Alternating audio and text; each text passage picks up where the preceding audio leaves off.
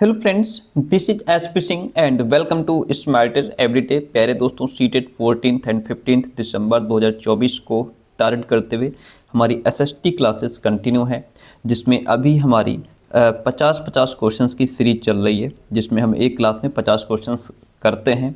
और आज की इस क्लास में 51 क्वेश्चंस रहेंगे। हमारे PYQs डिस्कशन चल रहा है और इससे पहले हम लोगों ने कंप्लीट 6, 7, 8 की NCERT को पढ़ा है, हिस्ट्री, ज्योग्राफी, पॉलिटी सब पढ़ा है, चैप्टर वाइज PYQ कर लिए हैं, सब कुछ पढ़ लिया है। अब हम जो है केवल प्रीवियस क्वेश्चन पेपर्स को डिस्कस कर रहे हैं।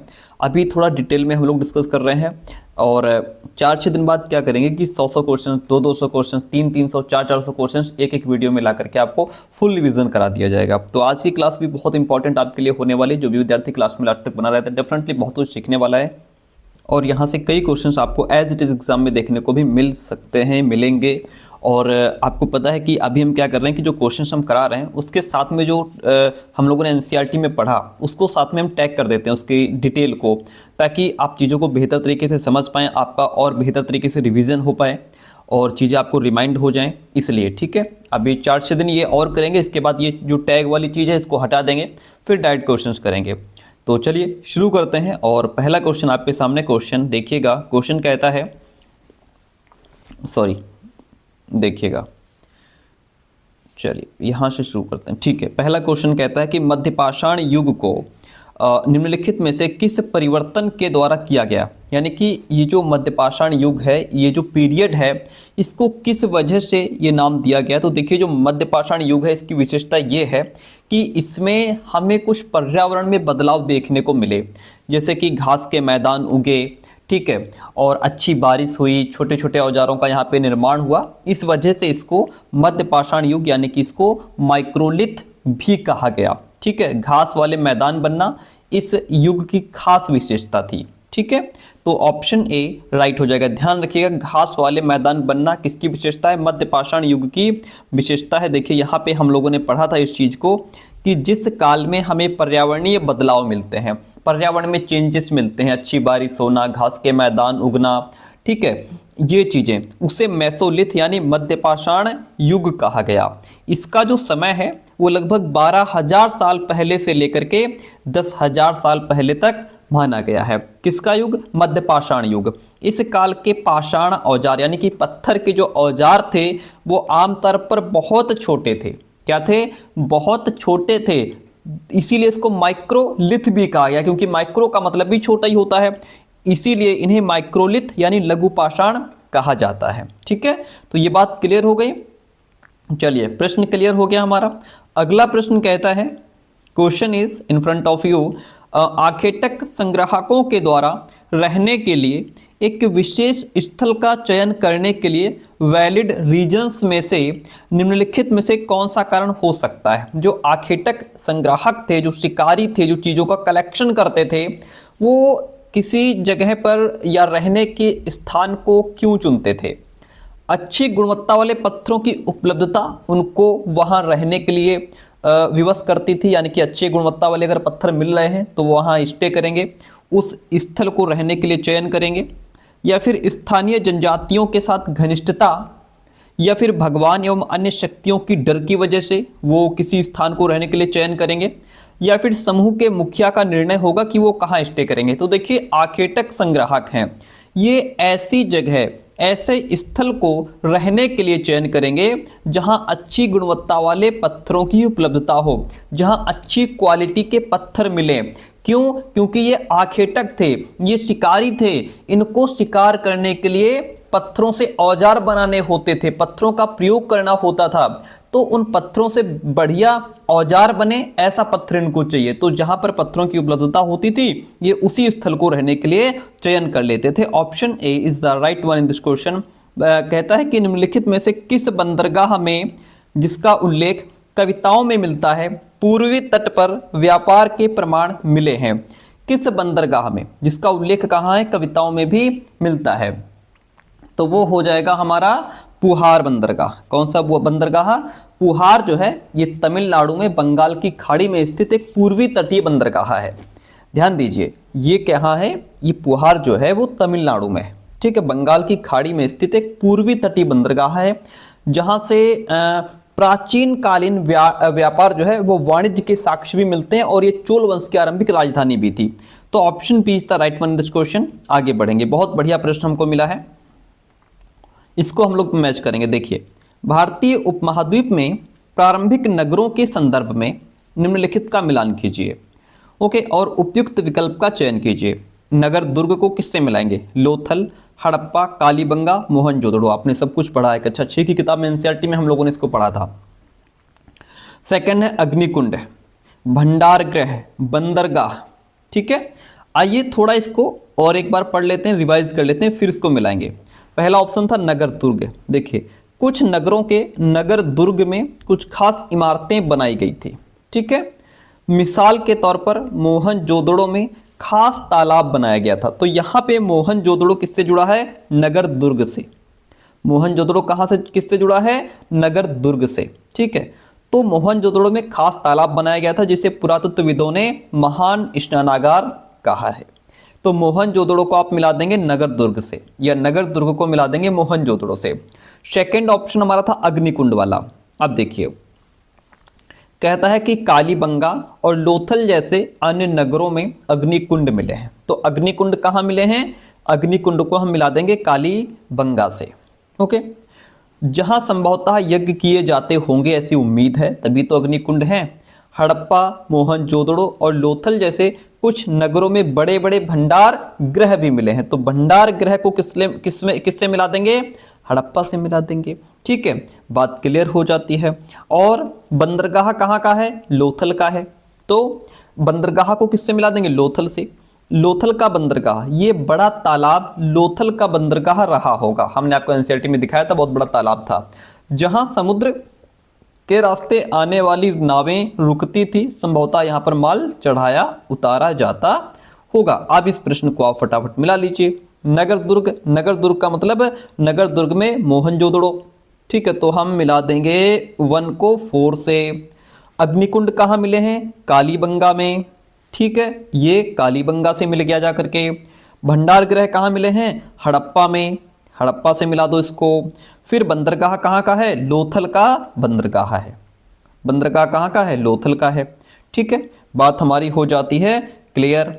ए गया 4 के साथ में, A4, बी गया हमारा, बी गया 3 के साथ में, B3, सी सेकेंड, D1। ठीक है, तो इस तरीके से ऑप्शन जो फर्स्ट रहेगा वो राइट हो जाएगा। जिस बच्चे ने एनसीईआरटी ठीक से पढ़ी है फिर वो पेपर में 50 से 55 नंबर लाने का हकदार हो जाता है।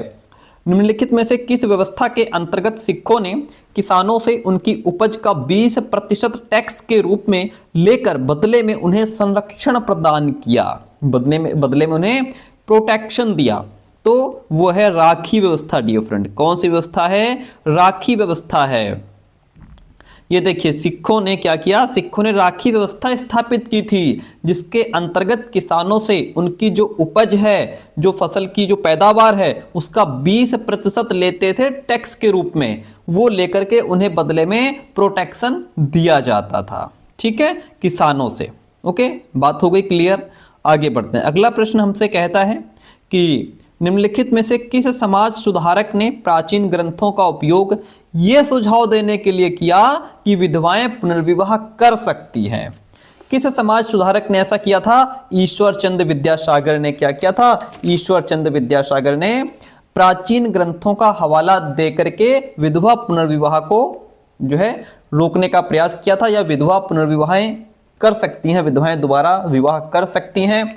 ये बात किसने कही थी? ईश्वर चंद्र विद्यासागर ने कही थी। प्रसिद्ध सुधारक ईश्वर चंद्र विद्यासागर ने भी विधवा विवाह के पक्ष में प्राचीन ग्रंथों का ही हवाला दिया था कि देखिए, प्राचीन ग्रंथों में कहीं पर नहीं लिखा है कि विधवाएं पुनर्विवाह नहीं कर सकती। अंग्रेज सरकार ने उनका ये सुझाव मान लिया था और 1856 में विधवा विवाह के पक्ष में एक कानून पारित कर दिया कि विधवाएं विवाह कर सकती हैं। जो विधवाओं के विवाह का विरोध करते थे उन्होंने विद्यासागर का भी विरोध किया कि भाई विधवा का दोबारा विवाह करने के हम पक्ष में नहीं हैं। तो जाहिर सी बात है जो इनके पक्ष में बोलेगा ये उनका भी विरोध करेंगे। और यहाँ तक कि इन्होंने ईश्वर चंद्र विद्यासागर का बहिष्कार भी कर दिया था। Very good. अगला प्रश्न लेते हैं, बेहतरीन प्रश्न। बंबई में 1840 में गठित परमहंस मंडली का उद्देश्य क्या था? परमहंस मंडली का उद्देश्य था जाति प्रथा का उन्मूलन, यानी कि जो जाति प्रथा व्याप्त है, ऊंच नीच जाति की जो मान्यता है उसको जड़ से उखाड़ फेंकना, ये परमहंस मंडली का उद्देश्य था। ओके, जाति प्रथा का उन्मूलन।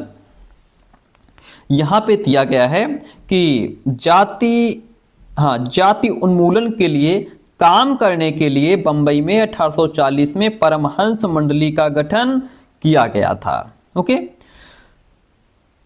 एक चीज यहां पे और थोड़ा पढ़ लेते हैं, इंपॉर्टेंट है। कहता है कि हमने अभी जिन समाज सुधारकों का जिक्र किया है उनमें से कई जातीय गैर बराबरी के भी विरोधी थे, कि जो जाति को लेकर के गैर बराबरी है, सब समान नहीं है, ऊंची जाति के लोग कुर्सी पर बैठेंगे, नीची जाति के लोग नीचे बैठेंगे।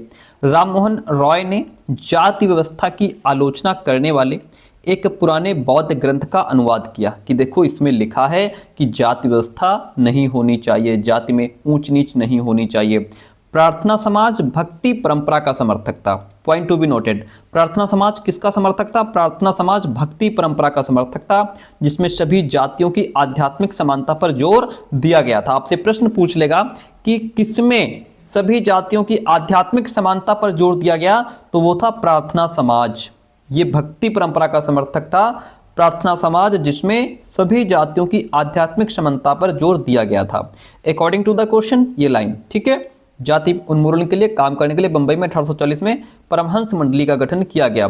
अगला प्रश्न बहुत बेहतर प्रश्न, कहता है कि विलय नीति का प्रयोग करके, किस नीति का प्रयोग करके? विलय नीति का।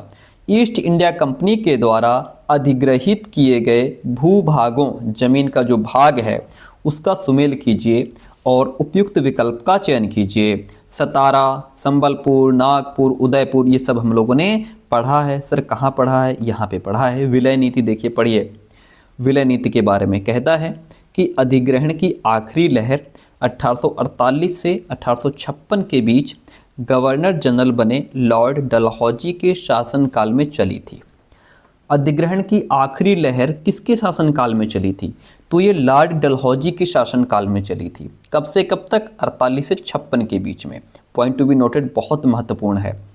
लॉर्ड डलहौजी ने एक नई नीति अपनाई जिसे विलय नीति का नाम दिया गया। लॉर्ड डलहौजी ने कौन सी नीति अपनाई थी? विलय नीति अपनाई थी। ये सिद्धांत इस तर्क पर आधारित था कि अगर किसी शासक की मृत्यु हो जाती है और उसका कोई पुरुष वारिस नहीं है, यानी कि उसका कोई बेटा नहीं है, तो उसकी रियासत हड़प कर ली जाएगी, यानी कंपनी के भूभाग का हिस्सा बन जाएगी। ध्यान दीजिए, विलय नीति में यह बात कही गई है, ठीक है, जिसको लॉर्ड डलहौजी ने अपनाया था। आपसे प्रश्न पूछ लेगा कि किसी शासक की मृत्यु हो जाने पर यदि उसका वारिस नहीं है तो उसकी संपूर्ण संपत्ति हड़प कर ली जाएगी। ये किसके अंतर्गत और किसने कहा है? तो ये विलय नीति के अंतर्गत लॉर्ड डलहौजी ने यह सिद्धांत अपनाया है। ठीक है, क्या कहा? अगर किसी शासक की मृत्यु हो जाती है, उसका कोई पुरुष वारिस नहीं है, कोई उसका बेटा नहीं है, उत्तराधिकारी नहीं है, तो उसकी संपूर्ण संपत्ति, उसकी रियासत हड़प कर ली जाएगी, यानी कंपनी का कब्जा उस पर हो जाएगा। इस सिद्धांत के आधार पर एक के बाद एक कई रियासतें, सतारा 1848 में, संबलपुर 1850 में, उदयपुर 1852 में, नागपुर 1853 में, झांसी 1854 अंग्रेजों के हाथ में चली गई, क्योंकि इनका कोई पुरुष वारिस नहीं था। आखिरकार 1856 में कंपनी ने अवध को भी अपने नियंत्रण में ले लिया। ठीक है, अब आप इसको आसानी से मिला सकते हैं। चलिए ऊपर आ जाइए, यहाँ पे देखिए, अब इसको मिला दीजिए। सतारा कब है? सतारा 1848, सतारा 1848 सही है। संबलपुर 1850 है, 1850 हो जाएगा। नागपुर हमने 1853 पढ़ा, ओके। उदयपुर हमने 1852 पढ़ा। तो इसमें आंसर क्या हो जाएगा हमारा? A1 है, B3 है, C2 है, D4 है। तो इस तरीके से 4-1 ऑप्शन हमारा राइट हो जाएगा। बहुत बेहतरीन, बहुत मज़ेदार।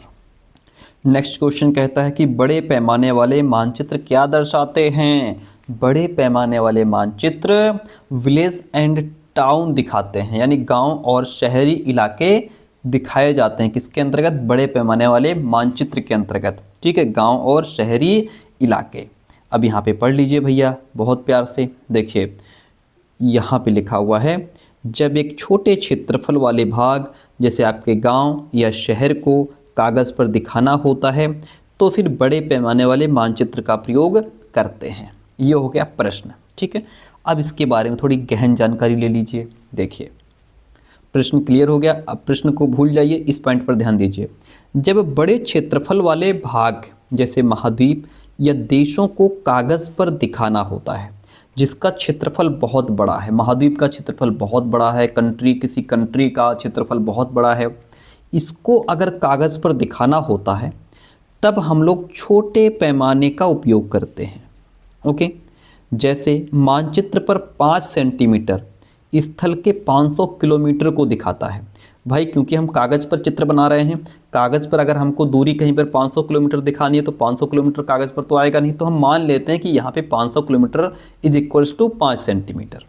ठीक है, तो मानचित्र पर 5 सेंटीमीटर स्थल के 500 किलोमीटर को दिखाता है, इसको छोटे पैमाने वाला मानचित्र कहते हैं। ध्यान दीजिए, छोटे पैमाने वाले मानचित्र के अंतर्गत महाद्वीप और देश जो बड़े क्षेत्रफल वाले भाग हैं उनको दिखाया जाता है छोटे पैमाने वाले मानचित्र के अंतर्गत। ओके, जब एक छोटे क्षेत्रफल वाले भाग जैसे आपका गांव या शहर जो है, इनका क्षेत्रफल कम होता है, इनका क्षेत्रफल छोटा होता है, इनको कागज़ पर दिखाना होता है, तब हम बड़े पैमाने का उपयोग करते हैं। जैसे स्थल जमीन पर अगर 500 मीटर की दूरी है तो उसको मानचित्र पर 5 सेंटीमीटर से दिखाया जाता है, क्योंकि भाई 500 मीटर कागज़ पर तो आएगा नहीं, तो यहाँ पे हम 500 metre is equals to 5 centimetre मान लेते हैं। इस प्रकार के मानचित्र को बड़े पैमाने वाला मानचित्र कहा जाता है। नोट कर लो, लिख लो, रट लो। एक पॉइंट और ध्यान दीजिए, बड़े पैमाने वाले मानचित्र छोटे पैमाने वाले मानचित्र की अपेक्षा अधिक जानकारी प्रदान करते हैं। प्रश्न पूछ लेगा, कौन से मानचित्र अधिक जानकारी प्रदान करते हैं? बड़े पैमाने वाले मानचित्र अधिक जानकारी प्रदान करते हैं। बहुत बढ़िया, मज़ा आ गया पढ़ने में। अगला प्रश्न देखिएगा, वेरी इंपॉर्टेंट, कहता है कि उष्णकटिबंधीय रेगिस्तान पाए जाते हैं। उष्णकटिबंधीय रेगिस्तान कहाँ पाए जाते हैं? महाद्वीपों के पश्चिमी भाग में पाए जाते हैं। ठीक है, उष्णकटिबंधीय रेगिस्तान महाद्वीपों के पश्चिमी भाग में पाए जाते हैं। इसके पीछे मुख्य रीज़न ये है कि महाद्वीप के पूर्वी तटीय क्षेत्र में चलने वाली जो मानसूनी हवाएं होती हैं वो पूर्वी तट से, किस तट से? ये पूर्वी तट है, वो पूर्वी तट से नमी ग्रहण करने के पश्चात पूर्वी तटीय क्षेत्र में, जो पूर्वी तटीय क्षेत्र होता है उसमें क्या करती हैं? घनघोर बारिश करती हैं। और पश्चिमी क्षेत्र जो होता है यहाँ तक आते आते उनकी नमी हो जाती है गायब, तो जाहिर सी बात है उनकी जो नमी है बहुत निम्न मात्रा में रह जाती है, तो यहाँ पर फिर सूखा ही पड़नी है। तो महाद्वीपों के पश्चिमी भाग में उष्णकटिबंधीय रेगिस्तान पाए जाते हैं। अगला क्वेश्चन कहता है, देखिएगा, चलिए कोई नहीं, ठीक है, समताप मंडल के बारे में निम्नलिखित कथनों पर विचार कीजिए, सही कथन का चयन कीजिए। हम रोज ही यहाँ से रिलेटेड एक प्रश्न हमको मिल जाता है हर पेपर में।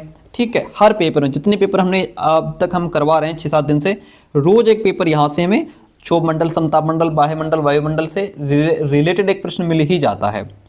हमको समताप मंडल के बारे में बताना है कौन सा कथन सही है। देखिए, ये जो समताप मंडल है ये परत बादलों से लगभग मुक्त होती है। ठीक है, बात सही है आपकी। इसमें ओजोन गैस की परत होती है समताप मंडल में, ये भी बात ठीक है आपकी। ये 50 किलोमीटर की ऊंचाई तक इसका विस्तार है, सही है, सारे ऑप्शन इसके सही हैं। समताप मंडल के बारे में तीनों ही ऑप्शंस राइट हो जाते हैं, इसलिए ऑप्शन नंबर जो डी है वहाँ राइट हो जाएगा। थोड़ा और पढ़ लो, क्षोभ मंडल के ऊपर का भाग समताप मंडल कहलाता है। ये लगभग 50 किलोमीटर की ऊंचाई तक फैला है। ये परत बादलों और मौसम से संबंधित घटनाओं से लगभग मुक्त होती है, इसमें मौसम संबंधी घटनाएं नहीं होती, इसीलिए यहाँ पर हवाई जहाज उड़ाने के लिए ये परत आदर्श होती है, ठीक होती है, ठीक है, अनुकूल होती है। समताप मंडल की एक महत्वपूर्ण विशेषता ये है कि इसमें ओजोन गैस की परत होती है। ये परत सूर्य से आने वाली हानिकारक गैसों से हमारी रक्षा करती है। प्रश्न कहता है कि नदी का मुहाना क्या होता है? नदी का मुहाना का मतलब ये होता है कि वो स्थान जहाँ से नदी का उद्गम नहीं, वो स्थान जहाँ एक नदी दूसरी नदी से मिलती है, नदी नहीं, वो स्थान जहाँ कोई नदी किसी अन्य जल राशि से मिलती है, चाहे वो जल राशि आपका सागर हो, महासागर हो, ठीक है। तो जो अन्य जल राशि से जहाँ पर आकर के मिलती है उसे नदी का मुहाना कहते हैं। यहाँ पे आपको मैं नदी का मुहाना दिखाना चाह रहा हूँ। जैसे ये नदी इधर से आ रही है, ये नदी इधर से आ रही है और ये एक बड़ी जलराशि है। जलराशि का मतलब हो सकता है ये सागर हो या महासागर हो, ठीक है। तो ये जो नदी यहाँ से आकर के इसमें मिल रही है, इस पानी में ये जो यहाँ पे इनका मिलन हो रहा है, इसी को नदी का मुहाना कहते हैं। किस स्थान को? इस स्थान को नदी का मुहाना कहते हैं, क्योंकि ये नदी इधर से आकर के इस जलराशि में क्या हो रही है? मिल रही है। दोनों यहाँ पे मिल रही हैं, तो ये नदी का मुहाना हो गया, ठीक है। इस तरीके से इस प्रश्न का आंसर हमारा सी राइट हो गया। आपने प्रश्न को ठीक से समझ भी लिया। विश्व में कौन सा देश कोयले का अग्रणी उत्पादक है? कौन सा देश कोयले का अग्रणी उत्पादक है भैया? चाइना, यह कोयले का अग्रणी उत्पादक है, ठीक है, चाइना। ध्यान रखिएगा।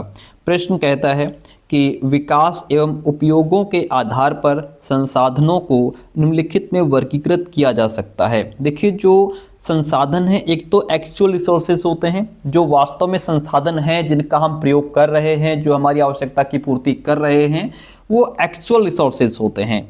संभावित संसाधन वो होते हैं जो अभी तक उपयोग में नहीं लाए गए, लेकिन इन फ्यूचर, भविष्य में वो उपयोग में आ सकते हैं, हमारी आवश्यकता की पूर्ति कर सकते हैं, तो वो संभावित संसाधन है, क्योंकि ऐसी संभावना है कि इन फ्यूचर ये चीज हमारे काम आएगी। अब तक तो नहीं आई, लेकिन भविष्य में हमारे काम आएगी, तो वो संभावित संसाधन हो गया। तो यहाँ पे एक तो वास्तविक संसाधन होते हैं, दूसरे संभावित संसाधन। ए और बी दोनों ऑप्शन यहाँ पे राइट हो जाएंगे, ए और बी, ठीक है। चलिए, वेरी गुड। अगला प्रश्न लीजिए। कहता है ऐसी कृषि जिसमें पशु चारक अपने पशुओं के साथ चारे और पानी के लिए एक स्थान से दूसरे स्थान पर घूमते हैं, क्या कहलाती है? इसको चलवासी पशुचारण कहते हैं। हमने खूब पढ़ा इसको। क्या कहते हैं? चलवासी पशुचारण कहते हैं। यहाँ पे देखिए, अपने जानवरों को लेकर के कुछ लोग क्या कर रहे हैं? उनको चराने के लिए ले जा रहे हैं। ये देखिए, चलवासी पशुचारण क्या होता है? इस प्रकार की कृषि में पशुचारक अपने पशुओं के साथ चारे और पानी के लिए एक स्थान से दूसरे स्थान पर निश्चित मार्गों से घूमते हैं। इस प्रकार की गतिविधि जलवायविक बाधाओं और भूभाग की प्रतिक्रिया स्वरूप उत्पन्न होती है। पशुचारक मुख्यतः भेड़, ऊंट, मवेशी, याक और बकरियां पालते हैं। ये पशुचारकों और उनके परिवारों के लिए दूध, मांस, ऊन, खाल, अन्य प्रोडक्ट उपलब्ध कराते हैं। ये जो चलवासी पशुचारण है, ये सहारा के अर्ध शुष्क और शुष्क प्रदेशों में, मध्य एशिया और भारत के कुछ भागों जैसे राजस्थान और जम्मू कश्मीर में प्रचलित है। चलवासी पशुचारण, ठीक है, ध्यान रखिएगा। बहुत बेहतरीन प्रश्न। भारत का राष्ट्रपति मुखिया होता है, किसका मुखिया होता है? भारत का जो राष्ट्रपति है वह राज्य का मुखिया होता है। किसका मुखिया होता है? राज्य का मुखिया होता है, ठीक है। वेरी सिंपल एंड सरल प्रश्न। आगे बढ़ते हैं, नेक्स्ट क्वेश्चन की बात करेंगे। सरकार के तीनों अंग। सर, 3 अंग कौन कौन से हैं? तीनों अंग का मतलब है आपका जैसे विधायिका, कार्यपालिका, न्यायपालिका, ये तीनों अंग हो गए। सरकार के तीनों अंग भिन्न भिन्न अधिकारों का पालन करते हैं, यानी कि सबके अपने अलग अलग काम बटे हुए हैं। इसको क्या कहा जाता है? शायद जाहिर सी बात है, सबको अपने अलग अलग अधिकार दिए गए हैं, सबको अलग अलग पावर्स दी गई हैं, तो ये शक्तियों का बंटवारा हो गया। तुम्हारे पास ये पावर है, तुम्हारे पास ये पावर है, तुम्हारे पास ये पावर है, तो इसको शक्तियों का बंटवारा कहा जाता है, सेपरेशन ऑफ पावर्स कहा जाता है, ठीक है। शक्तियों का बंटवारा के अंतर्गत अगर हम बात करें तो संविधान के अनुसार सरकार के 3 अंग हैं। कितने अंग हैं? 3 अंग हैं, विधायिका, कार्यपालिका और न्यायपालिका। अब इनके काम आप अलग अलग लिख लीजिए, ठीक है। विधायिका में हमारे निर्वाचित प्रतिनिधि होते हैं। विधायिका में कौन होते हैं? जो निर्वाचित प्रतिनिधि होते हैं, उनको विधायिका के अंतर्गत रखा गया है। कार्यपालिका ऐसे लोगों का समूह है जो कानूनों को लागू करने और शासन चलाने का काम देखते हैं। कार्यपालिका के अंतर्गत कौन आते हैं? वो समूह जो कानून को लागू करने और शासन चलाने का काम देखते हैं। न्यायालयों की व्यवस्था को न्यायपालिका कहा जाता है, ठीक है। तो ये क्या है? ये सरकार के 3 अंग हैं, तीनों के अलग अलग काम बटे हुए हैं, ठीक है। और आपको बताते चलें कि शक्तियों के इस बंटवारे के आधार पर प्रत्येक अंग दूसरे अंग पर अंकुश रखता है, इस तरह तीनों अंगों के बीच सत्ता का संतुलन बना रहता है।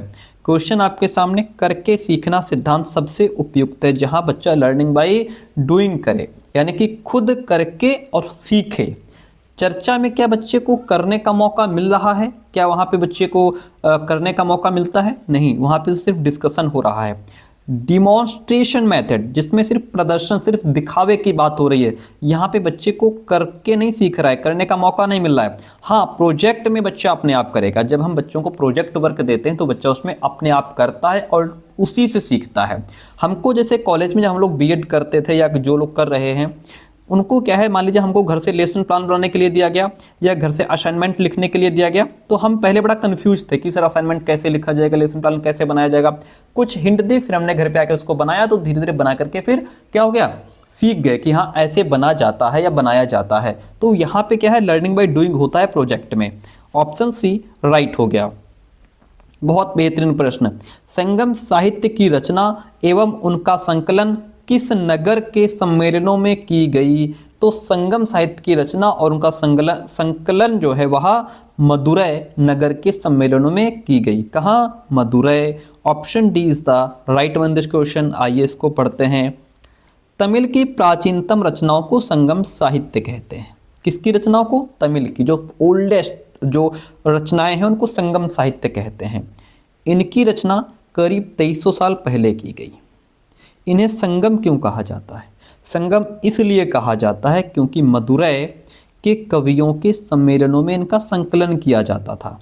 ओके, आगे हमारा अकॉर्डिंग टू क्वेश्चन भी आंसर क्लियर है और एक्स्ट्रा भी हम सीख रहे हैं। गांव में रहने वालों के जिन तमिल नामों का उल्लेख यहाँ किया गया है वे संगम साहित्य में पाए जाते हैं। किस में पाए जाते हैं? संगम साहित्य में पाए जाते हैं। क्वेश्चन कहता है कि कौन से कथन बुद्ध के विषय में सही हैं? ठीक है, भगवान बुद्ध के बारे में पूछ रहा है। बुद्ध ने अपना सर्वप्रथम उपदेश सारनाथ में दिया था। जी हाँ, सारनाथ का स्तूप भी हमने देखा, खूब पढ़ा भी है एनसीईआरटी में। ओके, और फिर है कि बुद्ध ने अपना उपदेश संस्कृत में दिया। नहीं भाई, सामान्य लोग भी समझ सकें इसलिए उन्होंने अपना जो उपदेश है वो प्राकृत भाषा में दिया था, इसलिए कट जाएगा। ये सही है। बुद्ध ने लोगों को दयालु होने तथा मनुष्यों के साथ साथ जानवरों के जीवन का भी आदर करने की शिक्षा दी है। बुद्ध मानते थे कि हमारे कर्मों का परिणाम, चाहे वो अच्छे हों या बुरे हो, हमारे प्रेजेंट के साथ साथ फ्यूचर को भी प्रभावित करते हैं। ये भी बात सही है। बी गलत हो जाएगा क्योंकि संस्कृत लिखा है, प्राकृत लिखा होता तो ये भी ठीक हो जाता। ए सी डी राइट हो जाएगा। क्या हो जाएगा? ए सी डी के साथ में हम चले जाएंगे। वेरी गुड, आगे बढ़े। यहाँ पे हमें पता है, देखिए सारनाथ का स्तूप आपके सामने है, मैं दिखा देता हूँ। और हमने एनसीईआरटी में भी ये सारनाथ का स्तूप भी आपके सामने आ गया, आप इसको देख सकते हैं। ये रहा सारनाथ का स्तूप, यही वो जगह है सारनाथ स्तूप। इस इमारत को स्तूप के नाम से जाना जाता है। यहीं पर बुद्ध ने अपना सर्वप्रथम उपदेश दिया था। इसी घटना की याद में यहाँ स्तूप का निर्माण किया गया। ठीक है, गौतम बुद्ध ने लोगों को दयालु होने और मनुष्यों के साथ साथ जानवरों के जीवन का भी आदर करने की शिक्षा दी, क्योंकि वो मानते थे कि हमारे जो कर्म हैं उसका रिजल्ट, चाहे वो अच्छा हो या बुरा, हमारे प्रेजेंट के साथ फ्यूचर को भी प्रभावित करता है। बुद्ध ने अपनी शिक्षा सामान्य लोगों को प्राकृत भाषा में दी, इससे सामान्य लोग भी उनके संदेशों को समझ सकें, इसलिए उन्होंने प्राकृत भाषा में जो है क्या किया, अपनी शिक्षा दी। ठीक है, चलिए बात क्लियर हो गई। अगला प्रश्न लीजिए, ए और बी को पढ़ें, सही विकल्प चुनें। अलाउद्दीन खिलजी के शासनकाल में भू राजस्व के निर्धारण और वसूली के कार्य को राज्य ने अपने नियंत्रण में ले लिया। बात तो ठीक है। स्थानीय सामंतों के द्वारा टैक्स लगाने का अधिकार जारी रहा। नहीं, टैक्स लगाने का अधिकार उनसे ले लिया गया, बल्कि जो स्थानीय सामंत थे उन पर भी टैक्स ठोक दिया गया था, इसलिए ये गलत हो जाएगा। केवल ए सही है। क्या? ए सही है, परंतु बी यहाँ पे गलत हो जाएगा। ये सही है। अब देखिए यहाँ पे लिखा हुआ है कि अलाउद्दीन खिलजी के शासनकाल में भू राजस्व और निर्धारण तथा वसूली के कार्य को राज्य ने अपने नियंत्रण में ले लिया। स्थानीय सामंतों से टैक्स लगाने का अधिकार छीन लिया गया था, बल्कि स्वयं उन्हें भी टैक्स चुकाने को बाध्य किया गया। पहले ये स्थानीय सामंत जो थे ये टैक्स लगाते थे, अब उनसे ये अधिकार छीन लिया गया। अब तुम टैक्स लगाओ नहीं बेटा, तुम भी चुकाओ। टैक्स, उन पर भी टैक्स ठोक दिया गया। ठीक है, तो ये बात क्लियर है, वेरी गुड, समझ गए क्वेश्चन को।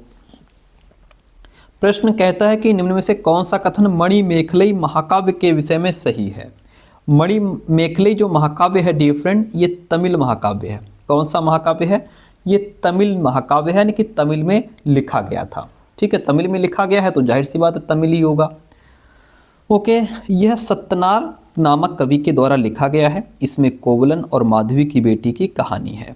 ठीक है, ये 2500 पूर्व नहीं, ये गलत है, यहाँ पे ABC राइट हो जाएगा आपका, ABC ऑप्शन राइट हो गया। आइए थोड़ा पढ़ लेते हैं इसके बारे में। देखिए, तमिल महाकाव्य मणिमेखले को करीब 1400 साल पहले सत्यनार के द्वारा लिखा गया था। ठीक है, ध्यान दीजिए, इसमें कोवलन और माधवी की बेटी की कहानी है। ठीक है, एक और तमिल महाकाव्य है, वो है सिलप्पदिकारम। इससे रिलेटेड भी प्रश्न आता है। करीब 1800 साल पहले एक प्रसिद्ध तमिल महाकाव्य सिलप्पदिकारम, प्रश्न हमारा था मणिमेखलई से रिलेटेड, लेकिन ये क्या है? ये सिलप्पदिकारम, ये भी तमिल का ही महाकाव्य है। इसकी रचना इलांगो नाम के कवि ने की थी। इसमें कोवलन नाम के व्यापारी की कहानी है। ओके, ये भी ध्यान रखिएगा, हमने यहाँ पे इसीलिए इसको टैग कर दिया साथ में, ताकि आपका ये भी रिवीजन हो जाए, आपको याद रहे कि यहाँ सिलप्पदिकारम भी तमिल का महाकाव्य है, मणिमेखलई भी तमिल का महाकाव्य है। ठीक है, प्रश्न कहता है कि अहोम लोग वर्तमान समय के डैश से आकर के ब्रह्मपुत्र घाटी में बसे थे। तो अहोम लोग जो हैं वो वर्तमान के म्यांमार, जो वर्तमान प्रेजेंट में हमारा जो म्यांमार है, यहाँ से आकर के ब्रह्मपुत्र घाटी में बसे थे। Option B is the right one in this question. Ahom लोग मौजूदा म्यांमार से आकर 13वीं सदी में ब्रह्मपुत्र घाटी में आकर के बसे थे।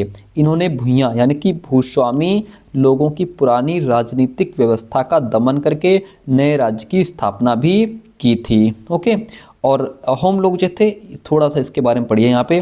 1662 में मीर जुमला के नेतृत्व में मुगलों ने अहोम राज्य पर हमला किया था। ठीक है, कब? 1662 में। किसने? मुगलों ने। किसके नेतृत्व में? मीर जुमला के नेतृत्व में मुगलों ने अहोम राज्य पर हमला कर दिया। बहादुरी से सामना करने के बावजूद अहोम लोगों की पराजय हुई थी। ठीक है, लेकिन उस क्षेत्र पर मुगलों का प्रत्यक्ष नियंत्रण ज़्यादा समय तक नहीं बन पाया। वेरी गुड, अगला प्रश्न लीजिए। प्रश्न कहता है कि कलकत्ता मदरसा की स्थापना कब हुई?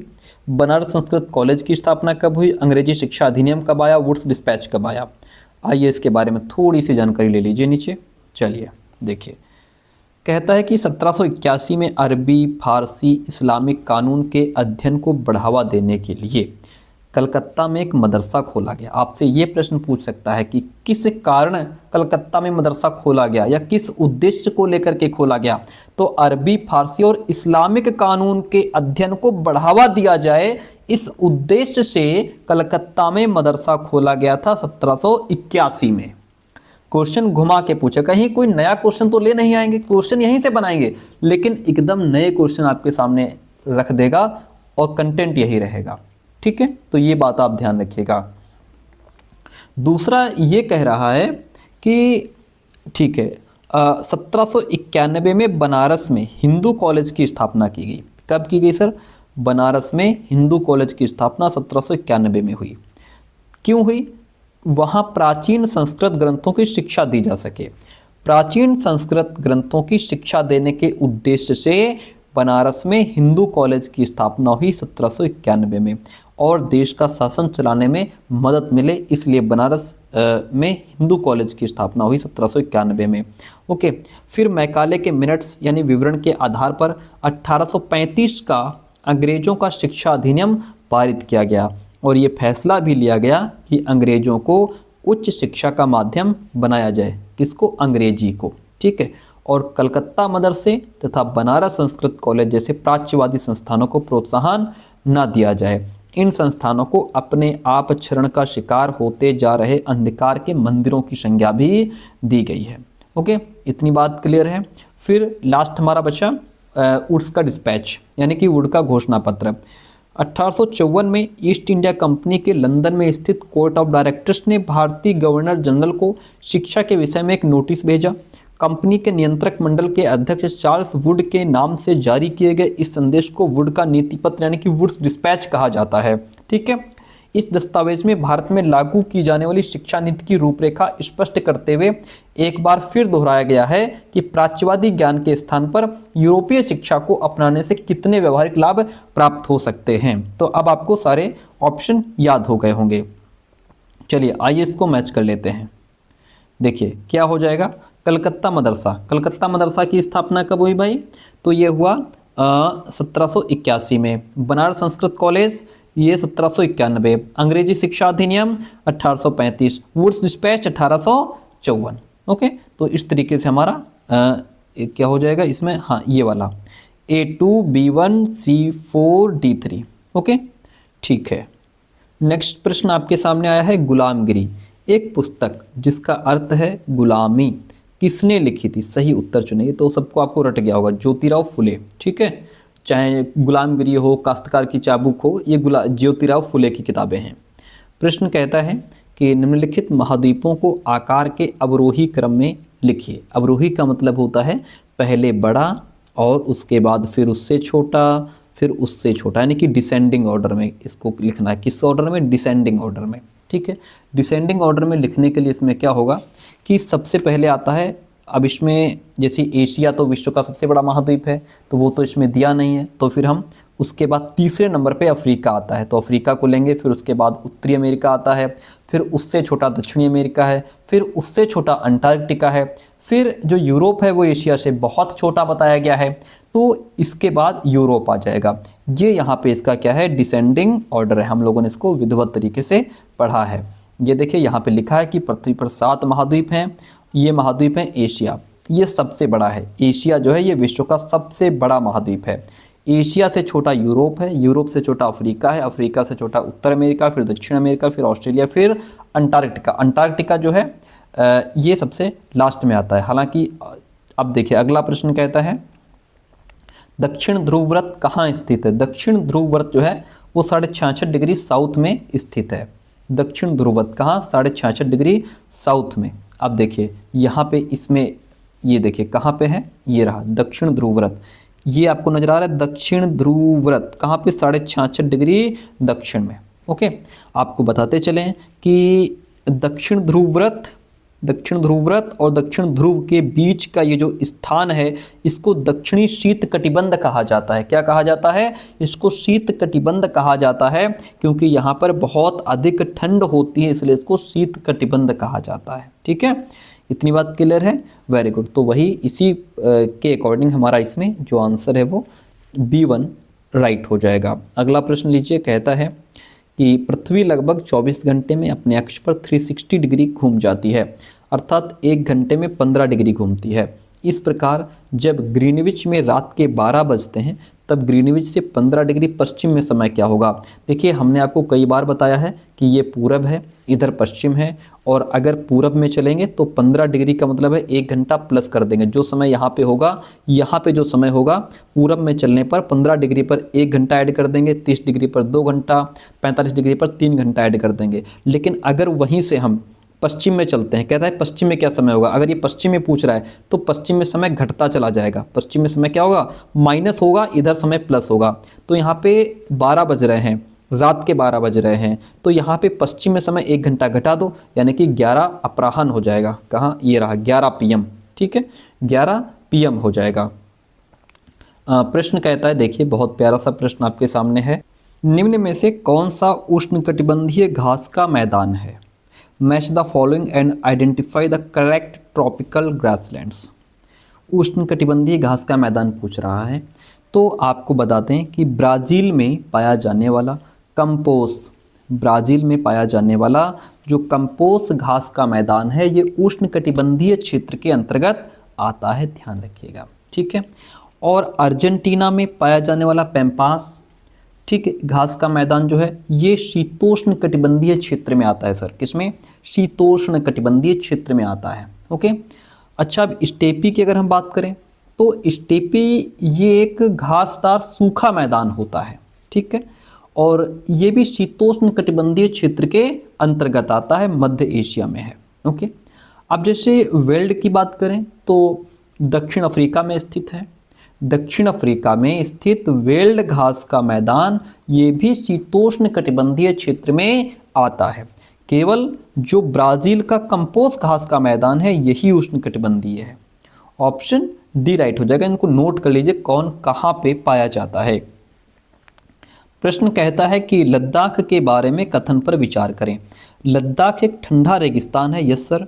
लद्दाख कम ऊंचाई पर होने के कारण यहाँ की जलवायु अत्यधिक ठंडी और शुष्क होती नहीं भैया, 50 बार पढ़ा चुके हैं। अधिक ऊंचाई होने के कारण यहाँ पे जलवायु अत्यधिक ठंडी और शुष्क होती है, इसलिए ये कट जाएगा। लद्दाख में उच्च शुष्कता के कारण वनस्पति विरल है। ए और सी दोनों ही यहाँ पे हो जाते हैं हमारे क्या राइट। ठीक है, ए और सी। ओके, 24 जनवरी 2023 का प्रश्न है। अच्छा, ऑप्शन नहीं है नीचे, इतना ध्यान रखिए। ए और सी राइट हो गया। प्रश्न है हमारा ये 24 जनवरी 2023 का। चलो, यहाँ पे दिया भी है ठंडा रेगिस्तान है लद्दाख।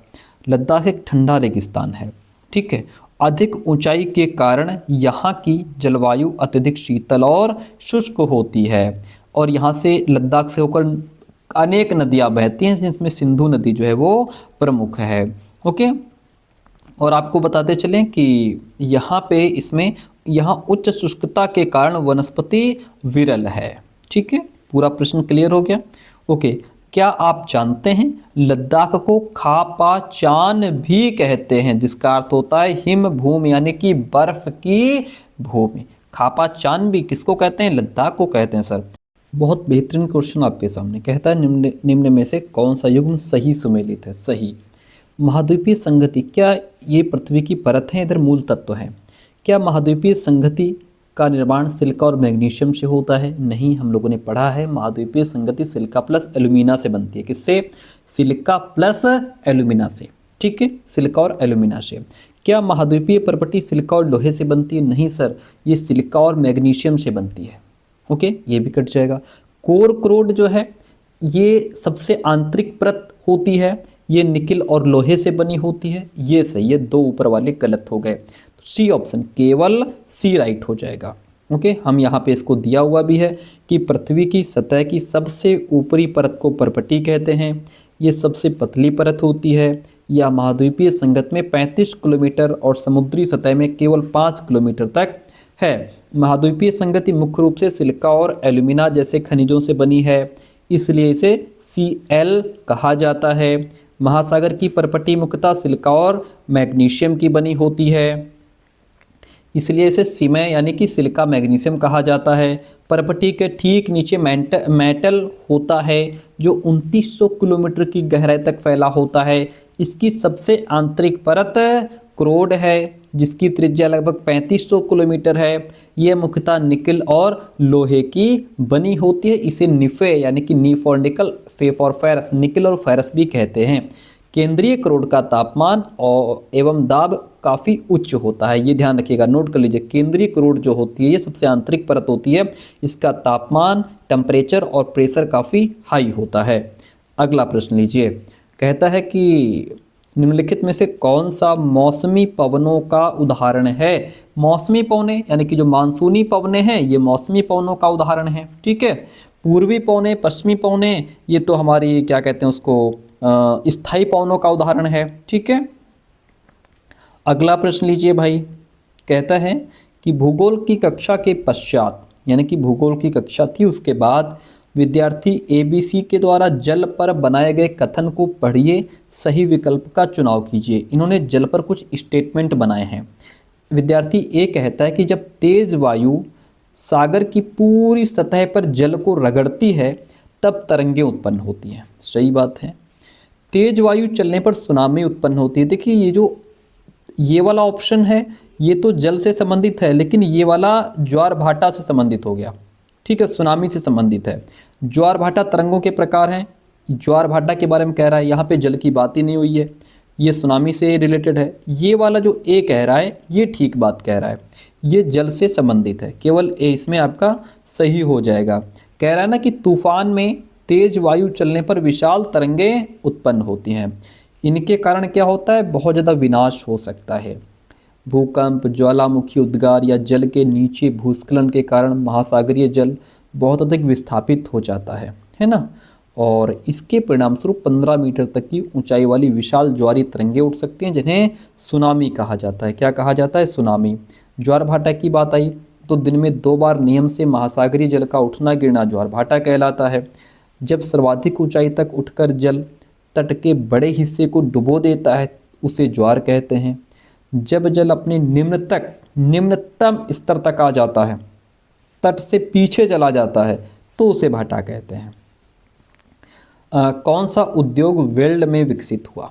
बहुत बढ़िया प्रश्न कहता है कौन सा उद्योग है जो वेल्ड में विकसित हुआ? तो आपको बताते चलें सर, भेड़ पालन के कारण जो ऊनी उद्योग है वह वेल्ड में विकसित हुआ।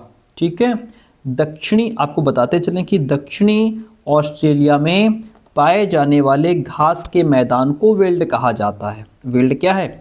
दक्षिणी ऑस्ट्रेलिया में पाए जाने वाले जो घास के मैदान हैं उनको वेल्ड कहा जाता है। वेल्ड विशाल क्षेत्र में फैले होते हैं। इनमें पशुपालन जैसे कि मुख्यतः भेड़ों का पालन बड़े स्तर पर किया जाता है। प्रश्न हुआ क्लियर, आगे बढ़ते हैं। कहता है कि निम्नलिखित में से कौन सी विशिष्टता गहन निर्वाह कृषि से संबंधित है? गहन निर्वाह कृषि के बारे में आपको यहाँ पे बताना है, तो हमने पढ़ा भी है पहले। छोटे भूखंड और साधारण औजारों से ये गहन निर्वाह कृषि की जाती है, खेती की जाती है। ठीक है। और सघन जनसंख्या वाले क्षेत्रों में की जाती है। अर्धशुष्क क्षेत्र नहीं, ये कट जाएगा। अधिक धूप वाले दिनों से युक्त जलवायु यहाँ की होती है, तो ए बी डी राइट हो जाएगा।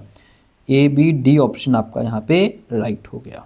गहन निर्वाह कृषि, गहन निर्वाह कृषि में किसान जो है वो एक छोटे भूखंड पर साधारण औजारों और अधिक श्रम से खेती करता है।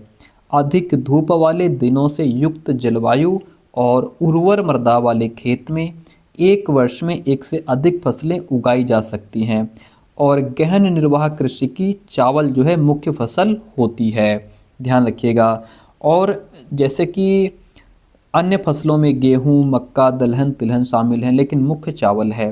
गहन निर्वाह कृषि दक्षिण पूर्वी और पूर्वी एशिया के सघन जनसंख्या वाले मानसून प्रदेशों में प्रचलित है। अगला प्रश्न कहता है कि निम्न में से क्या विविधता नहीं बल्कि असमानता का एक उदाहरण है? प्यारे दोस्तों, डाइवर्सिटी विविधता वो होती है जैसे हमारा आपका धर्म अलग अलग है, ये डाइवर्सिटी है, ये विविधता है। आप अलग अलग मातृभाषा बोलते हैं, ये विविधता है। हमारे आपके खाने की संबंधी आदतें अलग अलग हैं, ये विविधता को दर्शा रहा है। ठीक है। हमें कुछ और पसंद है, आपको कुछ और पसंद है, आपका जाति धर्म अलग है, ये सभी विविधता है। लेकिन आर्थिक स्तर का अंतर होना, कोई अमीर है कोई गरीब है, ये असमानता है। या एक ऑफिस में लड़के लड़की काम कर रहे हैं, लड़के की सैलरी है 20,000, लड़की की सैलरी है 18,000, तो ये लड़की को जो 2,000 कम दिया जा रहा है, ये असमानता का उदाहरण हो जाएगा। ठीक है। तो ये आर्थिक स्तर, अमीरी गरीबी जो है ये असमानता का उदाहरण है। बाकी सब चीज़ें ये विविधता को दर्शाती हैं। पहनावा, खान पान, पहनावा, धर्म, मातृभाषा, ये सब चीज़ें असमानता को दिखाती हैं। पूर्वाग्रह का अर्थ क्या होगा? देखिए, जो पूर्वाग्रह को इंग्लिश में प्रेजुडिस कहते हैं, इसमें क्या होता है कि लोगों के बारे में एक नकारात्मक राय बन जाती है, लोगों को हीनता की दृष्टि से देखा जाता है। ठीक है। और एक ही छवि में बांधना, ये तो रूढ़िबद्ध धारणा हो गई, ये रूढ़िबद्ध धारणा होती है। तो इसमें ए और बी ऑप्शन आपका राइट हो जाएगा। हमने उसमें पॉलिटी में शुरुआत में ही इस चीज़ को पढ़ा भी था। ये देखिए, हमने पॉलिटी में चैप्टर 2 में ही इस चीज़ को पढ़ा था कि जब हम किसी के बारे में पहले से कोई राय बना लेते हैं और उसे हम अपने दिमाग में बिठा लेते हैं, तो वो पूर्वाग्रह का रूप ले लेती है। ज़्यादातर ये राय नकारात्मक होती है। क्या होती है? नकारात्मक होती है, जैसा कि कथनों में दिया गया है, यानी कि लोगों को आलसी मानना, कंजूस मानना, ये भी एक पूर्वाग्रह है कि वो चीज़ हमारे दिमाग में बैठा दी गई है कि गांव के लोग ऐसे होते हैं, शहर के लोग ऐसे होते हैं। ये क्या है? ये पूर्वाग्रह है। ठीक है। और दूसरी बात, इसको थोड़ा समझ लीजिए, जब हम ये सोचने लगते हैं कि किसी काम को करने का कोई एक तरीका ही सबसे अच्छा और सही है, तो हम अक्सर दूसरों की इज्जत नहीं कर पाते। मान लीजिए कोई क्वेश्चन है और हमने ये समझ लिया कि ये क्वेश्चन इसी तरीके से हल होगा, इसका यही एक सॉल्यूशन है। अब दूसरा अगर उस सॉल्यूशन को कोई बताएगा तो हम उसको नहीं मान रहे हैं या हम उसकी बात से सहमत नहीं हो रहे हैं, ठीक है, या दूसरा कह रहा है नहीं ये इससे नहीं, ये इससे बेहतर तरीके से सॉल्व होगा, तो हो सकता है हम उसकी इज्जत ना कर पाएँ, हमारे अंदर उसके प्रति एक हीन भावना आ जाए कि नहीं हम ही बेस्ट हैं, हमने जो सोच लिया, हमारा जो तरीका है वही बेस्ट है। इसका एक ही तरीका हो सकता है, ये क्या है, ये पूर्वाग्रह होता है, ठीक है। तो हम अक्सर दूसरों को इज्जत नहीं कर पाते जो उसी काम को दूसरी तरह से करना पसंद करते हैं। उदाहरण के लिए अगर हम सोचें कि अंग्रेजी सबसे अच्छी भाषा है और दूसरी भाषाएं महत्वपूर्ण नहीं हैं, तो हम अन्य भाषाओं को बहुत नकारात्मक रूप से देखेंगे क्योंकि हमने मान लिया कि इंग्लिश ही बेस्ट लैंग्वेज है। रिजल्ट ये होता है कि हम उन लोगों की शायद इज्जत नहीं कर पाएंगे जो अंग्रेजी के अलावा अन्य भाषाएं बोलते हैं। मान लीजिए हमको इंग्लिश बहुत आती है, हमने मान रखा है कि इंग्लिश ही बेस्ट है, हम इंग्लिश ही बोलते हैं। अब हिंदी बोलने वालों के प्रति जाहिर सी बात है हमारे अंदर एक हीन भावना आ जाएगी कि इसको तो इंग्लिश आती ही नहीं है, तो इंग्लिश बोल ही नहीं सकता, जो बेस्ट लैंग्वेज है वो तो इसको आती नहीं है ना। तो हो सकता है हम उसको उस नज़रिए से ना देख पाएँ, ठीक है। हम कई चीज़ों के बारे में पूर्वाग्रही हो सकते हैं, जैसे लोगों के धार्मिक विश्वास को लेकर के हम पूर्वाग्रही हो सकते हैं, उनकी चमड़ी का रंग लेकर के देखो हम गोरे हैं ये तो काले कलूटे हैं, है ना, तो उसको लेकर के हम पूर्वाग्रही हो सकते हैं, तो उसके प्रति हमारी एक निगेटिव धारणा बन जाएगी, हीन भावना हो जाएगी, ठीक है। जिस क्षेत्र से वे आते हैं हो सकता है वो क्षेत्र उतना डेवलप ना कर पाया हो, तो हम उसके प्रति एक हीन भावना आ जाएगी। जिस तरह से वे बोलते हैं, कपड़े पहनते हैं, इन सब चीज़ों के लिए अक्सर दूसरों के बारे में बनाए गए हमारे जो पूर्वाग्रह हैं वो इतने पक्के होते हैं कि हम उनसे दोस्ती तक नहीं करना चाहते। अरे ये तो यार देखने में तो अच्छे लगते नहीं हैं, या काले हैं, या ऐसे क्षेत्र से आते हैं, हम इनसे दोस्ती नहीं करेंगे, इसमें हमारी बेइज्जती होगी। तो ये चीज़ है, इसी वजह से कई बार हमारा व्यवहार ऐसा होता है कि हम उन्हें दुख भी पहुंचा देते हैं। अच्छा, और कह रहा था कि सभी को एक ही छवि में बांधना। देखिए जैसे ये रहा, यहाँ पे पॉइंट लिखा है कि जब हम सभी लोगों को एक ही छवि में बांध देते हैं या उनके बारे में पक्की धारणा बना लेते हैं तो इसे रूढ़िबद्ध धारणा कहते हैं, ठीक है। जैसे कई बार हम किसी खास देश, धर्म, लिंग के होने के कारण किसी को कंजूस, अपराधी, बेवकूफ़ ठहराते हैं, तो ऐसा दरअसल उनके बारे में मन में एक पक्की धारणा बना लेने के कारण हो जाता है, ठीक है। और इस प्रकार की जो धारणाएं हैं हमें प्रत्येक इंसान को उसके अनोखे और अलग व्यक्ति की तरह देखने से रोक देती हैं। रूढ़िबद्ध धारणा की वजह से हम लड़कियों को अलग काम में, लड़कों को अलग काम में यानी कि गिनते हैं। रूढ़िबद्ध धारणाएं बड़ी संख्या में लोगों को एक ही प्रकार के खांचे में जड़ देती हैं। जैसा माना जाता था कि हवाई जहाज़ उड़ाने का काम लड़कियां नहीं कर सकती, आज लड़कियां हवाई जहाज़ भी उड़ा रही हैं, ट्रेन भी चला रही हैं। तो इन धारणाओं का असर हम सब पर पड़ता है। इससे ये रहता है कि जो दूसरे के अंदर जो एक अनोखी प्रतिभा है हम उसको नहीं समझ पाते हैं। तो इस प्रश्न के माध्यम से हमने बहुत कुछ सीख लिया, समझ लिया। अगला प्रश्न कहता है कि निम्नलिखित में से कौन सी शब्दावली भारत के शहरों के प्रवासी मजदूरों को दर्शाती है। देखिए प्रवासी मजदूर वो होते हैं जो एक राज्य से दूसरे राज्य में बेचारे काम की तलाश में जाते हैं, ठीक है। तो यहाँ पर जो संगठित कार्यबल, जो लेबर चौक पर, हाँ सॉरी यही तो सही है, हमने कहा था लेबर चौक पर वो लोग बैठे रहते हैं जिनको सुबह आते हैं लोग और काम के लिए अपने घर ले जाते हैं दिहाड़ी पर, है ना। तो लेबर चौक जो है वो प्रवासी मजदूर का अच्छा उदाहरण है। वे लोग जो काम की तलाश में अपने राज्य से दूसरे राज्य में जाते हैं प्रवासी मजदूर कहलाते हैं। दादन व्यवस्था क्या है? दादन व्यवस्था यह व्यापारी और बुनकरों के बीच की व्यवस्था है जिसमें जो व्यापारी है वो बुनकरों को कच्चा माल देता है और तैयार माल उनसे प्राप्त करता है। इस व्यवस्था को दादन व्यवस्था कहा जाता है। भारत में लोकतंत्र पर आधारित निम्न कथनों को पढ़िए। लोकतंत्र मुक्त एवं निष्पक्ष चुनाव पर आधारित होना चाहिए। जी बिल्कुल होना चाहिए।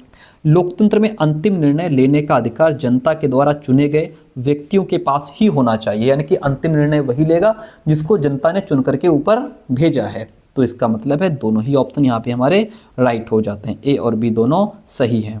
अगला प्रश्न लीजिए, कहता है कि निम्नलिखित कथनों को पढ़िए, सही उत्तर का चयन कीजिए। रोनित के अंकल चाहते हैं कि वो अधिक अंक अर्जित करे, उसके पास नौकरी प्राप्त करने के अच्छे अवसर हों। लक्ष्मी लाकड़ा 27 वर्ष की हैं और भारतीय रेलवे में पहली महिला इंजन चालक बनी थीं। उपरोक्त कथन में से कौन से कथन को रूढ़िबद्ध धारणाओं को तोड़ने के उदाहरण के रूप में उपयोग कर सकते हैं? तो ये तो एक सिंपल सी बात हो गई, लेकिन यहाँ पे जैसे लोगों के अंदर रूढ़िबद्ध धारणा बनी हुई है, अभी जैसा हमने कहा कि लड़कियां हवाई जहाज नहीं उड़ा सकती हैं, लड़कियां प्लेन नहीं उड़ा सकती हैं, लड़कियां ट्रेन नहीं चला सकती हैं, ये रूढ़िबद्ध धारणा है।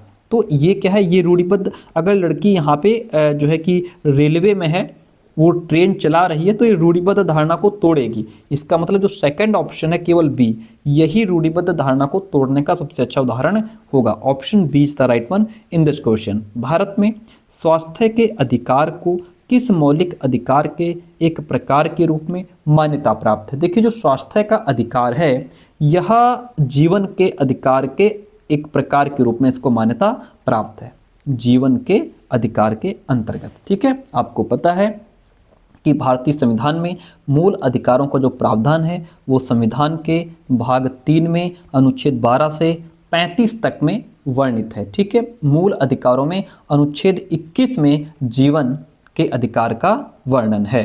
अगला प्रश्न लीजिए, भारतीय संविधान में मौलिक अधिकार एवं नीति निर्देशक तत्व स्थापित करना चाहते हैं। ये मौलिक अधिकार, नीति निर्देशक तत्व, ये क्या स्थापित करना चाहते हैं? ये राजनीतिक लोकतंत्र को स्थापित करना चाहते हैं, सामाजिक आर्थिक लोकतंत्र को स्थापित करना चाहते हैं, ये कल्याणकारी राज्य स्थापित करना चाहते हैं, पुलिस राज्य स्थापित नहीं करना चाहते। ABC राइट हो जाएगा, ABC option is the right one this question. आगे बढ़ते हैं, कहता है कि भारत के उच्चतम न्यायालय का मुखिया कौन होता है? भारत के उच्चतम न्यायालय का जो मुखिया है वह भारत के मुख्य न्यायाधीश, यानी कि देश का जो मुख्य न्यायाधीश होता है वही उच्चतम न्यायालय का मुखिया होता है। Option C is the right one over here. यहाँ पे लिखा है कि देश के मुख्य न्यायाधीश सर्वोच्च न्यायालय के मुखिया होते हैं। देखिए, थोड़ा पढ़िए, प्रत्येक राज्य का एक उच्च न्यायालय होता है, ये अपने राज्य की सबसे ऊंची अदालत होती है। ठीक है, राज्य के पास एक हाई कोर्ट होता है और ये राज्य की सबसे ऊंची अदालत होती है। उच्च न्यायालयों से ऊपर सर्वोच्च न्यायालय होता है। ध्यान दीजिए, उच्च न्यायालय से ऊपर सर्वोच्च न्यायालय होता है। ये देश की सबसे बड़ी अदालत है सर्वोच्च न्यायालय, जो नई दिल्ली में स्थित है। देश के मुख्य न्यायाधीश सर्वोच्च न्यायालय के मुखिया होते हैं। सर्वोच्च न्यायालय के जो फैसले हैं वो देश के बाकी सारी अदालतों को मान्य होते हैं। ठीक है, ओके। मध्याह्न भोजन कार्यक्रम शुरू करने वाला पहला भारतीय राज्य कौन था? तो वह तमिलनाडु था। तमिलनाडु ये भारत का पहला राज्य था जिसने मिड डे मील कार्यक्रम को शुरू किया था। सर्वाधिक उपयुक्त उत्तर का चयन कीजिए। सामाजिक विज्ञान में आकलन अगर हम कर रहे हैं तो उसका क्या उद्देश्य है? देखिए, विद्यार्थियों को उनके अधिगम स्तर के अनुसार प्रवाही बनाने में सहयोग करना, कि जो भी उनका अधिगम स्तर है उसके हिसाब से उनको और ज़्यादा धारा प्रवाह बनाएं हम। कुछ ठीक नहीं लग रहा ऑप्शन। विद्यार्थियों के ग्रहण करने की क्षमता और जो लर्निंग है, जो सीख रहे हैं उसको किस तरीके से समझते हैं, और जो वो पढ़ रहे हैं क्या वो अपने वास्तविक जीवन से उन चीज़ों को जोड़ पा रहे हैं। ठीक है, इन सब चीज़ों को आंकना ये सामाजिक विज्ञान में आकलन का उद्देश्य है। ये तो ऑप्शन ठीक लग रहा है। केवल लेखन के कौशल को परखना, नॉट गुड। स्मरण क्षमता का मूल्यांकन, नॉट गुड। सबसे बेस्ट ऑप्शन ये है। आकलन का उद्देश्य ये होना चाहिए कि जो बच्चे सीख रहे हैं क्या वो सही ढंग से सीख पा रहे हैं, क्या जो हम पढ़ा रहे हैं या बच्चे पढ़ रहे हैं क्या उन्होंने उन चीज़ों को अपने वास्तविक जीवन से वो जोड़ करके देख पा रहे हैं। ये सब चीज़ें आकलन का उद्देश्य होनी चाहिए। अगला प्रश्न कहता है कि निम्न में से कौन सा प्रश्न अधिगमकर्ता के विश्लेषण कौशल का आकलन करता है? जहां बच्चा एनालिसिस करे, क्या करे? एनालिसिस करे। सहारा रेगिस्तान में लोग कैसे कपड़े पहनते हैं? अगर हमने पूछ लिया कैसे तो आप डायरेक्ट उसका आंसर दे दोगे, रटा रटाया आंसर होगा, आप डायरेक्ट आंसर बता दोगे। ठीक है, तो ये एनालिसिस स्किल बेस्ड नहीं है। ओके, लेकिन अगर हम ये पूछते हैं कि सहारा रेगिस्तान में दिन में बहुत गर्मी होती है तब भी लोग भारी वस्त्र पहनते हैं, ऐसा क्यों होता है? अगर हमने क्यों पूछ लिया, रीज़न पूछ लिया, तो कारण और उपयुक्त उदाहरण के द्वारा स्पष्ट करें। अगर हम ये प्रश्न पूछेंगे तो बच्चे के दिमाग पर जोर पड़ेगा। ठीक है, इसमें बच्चा रटी रटाई चीज़ें नहीं बताएगा, इसमें बच्चा थोड़ा अपना दिमाग प्रयोग करेगा, कारण बताएगा, उदाहरण बताएगा। ठीक है, तो इसमें ये एनालिसिस स्किल बेस्ड जो है पॉइंट हो जाएगा। आज का सहारा कभी हरा भरा मैदानी इलाका हुआ करता था। इस तर्क की सच्चाई की जांच आप कैसे कर सकते हैं। यहाँ भी बच्चे के दिमाग पर जोर पड़ेगा, बच्चा सोचेगा, समझेगा, एनालिसिस करेगा, जो पढ़ा होगा उसको याद करेगा वो। तो ये दोनों ही पॉइंट हमारे ये इस विश्लेषण कौशल का आकलन करते हैं। बी और सी राइट हो जाएगा इसमें, बी और सी राइट हो जाएगा। अगला प्रश्न लीजिए, सामाजिक विज्ञान में खुली पुस्तक परीक्षा ओपन टेक्स्ट बुक एग्जाम की क्या सार्थकता है। ये भय को दूर करता है, रटने से बचाता है, शिक्षकों को निरीक्षण से दूर रखना ताकि छात्र पाठ्यपुस्तकों से उत्तर ढूंढ सकें। नहीं, ये रटने से बचाता है चीज़ों को। ठीक है, खुली पुस्तक परीक्षा का मतलब ही होता है कि आप रटी रटाई चीज़ को ना लिखें, आप किताबों के साथ एक रिलेशनशिप बनाएं, आप किताबों के साथ संबंध स्थापित करें, किताबों से पढ़ें, फिर उसमें अपने विचार ऐड करें, अपने थॉट्स ऐड करें। ठीक है, अपनी समझ को उस कॉपी में लिखें, रटा रटाया ना लिखें, किताब से डायरेक्ट आपको आंसर चेपना नहीं है। अपने दिमाग का प्रयोग करके किताबों के साथ एक संबंध स्थापित करके कुछ किताब का कुछ अपना मिला करके एक नया कंटेंट लिखें। ये होता है ओपन टेक्स्ट बुक एग्जाम। कक्षा में अखबार पढ़ाने का क्या उद्देश्य हो सकता है, अखबार क्यों पढ़ा रहे हैं। समाचार और रिपोर्टों के आधार पर विश्लेषणात्मक कौशल विकसित करना। देखिए, विश्लेषणात्मक कौशल जो एनालिसिस स्किल है ये इंपॉर्टेंट है, बच्चों के अंदर इसको डेवलप करना चाहिए। ठीक है, पाठ्यपुस्तक पढ़ाने की जो एक रास्ता है, जो हम रोज़ किताब पढ़ा रहे हैं उसका थोड़ा वो ब्रेक हो पाए सीक्वेंस नहीं। क्या हम शिक्षकों का भार हम कभी कम करने की नहीं सोचेंगे। सनसनीखेज हम बच्चों को बताएं, ऐसा भी नहीं है। सीधी सी बात है, हम विश्लेषणात्मक कौशल बच्चे के अंदर डेवलप करना चाह रहे हैं। ठीक है, और प्यारे दोस्तों आपसे रिक्वेस्ट रहेगी कि वीडियो को लाइक करके ही जाएं। कक्षा में दृष्टिबाधित विद्यार्थी जिनको दिखाई नहीं देता है, ठीक है, उनको शैक्षणिक रूप से शामिल करने के लिए निम्नलिखित में से कौन सा सबसे अधिक उपयुक्त तरीका होगा। बच्चे दृष्टिबाधित हैं, ये ध्यान में रख करके आंसर दीजिए। सप्ताह में एक दिन निर्धारित कीजिए जब भी बच्चों को केवल श्रवण सामग्री का उपयोग करना होगा। यानी कि केवल श्रवण सामग्री का उपयोग अगर हम करेंगे तो क्या बच्चे को हेल्प मिल पाएगी, या जब आप कक्षा को पढ़ा रहे हो तब एक विद्यार्थी को उस विद्यार्थी की देखभाल करने के लिए कहें, क्या इससे बच्चे को सीखने में हेल्प मिल पाएगी। तो फिर जो उसकी देखभाल करेगा वो कब सीखेगा। Not good. कक्षा को नियमित मौखिक संकेत देना, विद्यार्थियों को सोचने, कल्पना करने, उत्तर देने के लिए कहना। ठीक है, इस विद्यार्थी के लिए एक अलग कक्षा लगाना, ये भी सही नहीं है। सीधी बात यह है कि बच्चा दृष्टिबाधित है, उसको दिखता नहीं है, तो आप अक्सर जो है बोलते रहें, मौखिक संकेत देते रहें, बच्चों को सोचने की, कल्पना करने की, उत्तर देने के लिए कहते रहें कि जो हम बोल रहे हैं उसको सुनो, समझो, उस पर विचार करो, कल्पना करो और उत्तर दो। ये बेस्ट ऑप्शन है।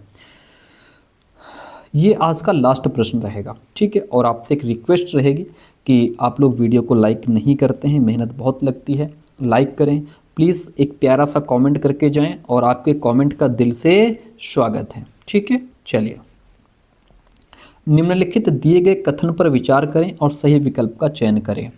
सामाजिक विज्ञान मानवीय मूल्यों के निर्माण की आदर्श जिम्मेदारी वहन करता है। वेरी गुड, ठीक है। सामाजिक विज्ञान के अध्यापन को, टीचिंग को विद्यार्थियों में विवेचनात्मक, नैतिक एवं मानसिक ऊर्जा को पैदा करने पर ध्यान केंद्रित करने की आवश्यकता है, जिससे वे विद्यमान सामाजिक वास्तविकताओं से सजग रहें। ये भी ऑप्शन बहुत बेस्ट है। ठीक है, दोनों ही पॉइंट हमारे सही है, तो यहाँ पे ए और यानी कि फर्स्ट और सेकंड दोनों सही हो जाते हैं। ठीक है, तो डियर फ्रेंड ये थे आज के हमारे 51 क्वेश्चंस। ठीक है, क्लास कैसी रही कमेंट करके ज़रूर बताइए, एंड इसी तरीके से आपको ज़्यादा से ज़्यादा क्वेश्चंस आप तक पहुँचते रहेंगे। Thank you so much.